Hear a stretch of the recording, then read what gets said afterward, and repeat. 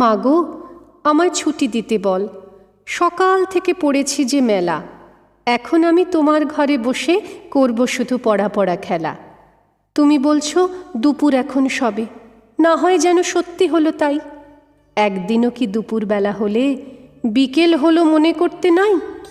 আমি তো বেশ ভাবতে পারি মনে, সূর্যি ডুবে গেছে মাঠের শেষে, বাগদি বুড়ি চুবড়ি ভরে নিয়ে শাক তুলেছে পুকুর ধারে এসে।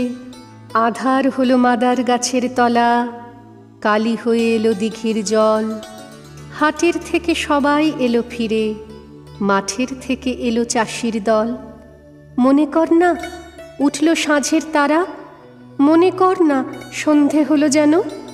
রাতের বেলা দুপুর যদি হয়, দুপুরবেলা রাত হবে না কেন?